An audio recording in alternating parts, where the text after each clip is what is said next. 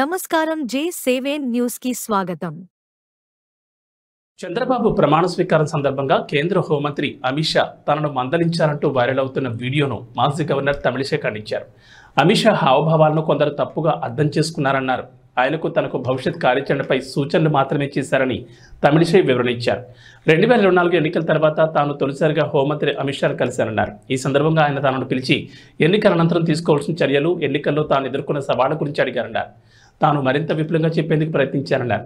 అయితే ఆయన సమయాభావం కారణంగా క్షేత్రస్థాయిలో మరింత విస్తృతంగా పనిచేయాలని మాత్రమే చెప్పారన్నారు. ఈ ఘటన చుట్టూ నెలకొన్న ఊహాగానాలకు ముగింపు పలికేందుకే ఈ వివరణని ఆమె ఎక్స్లో ఓ పోస్ట్ పెట్టారు.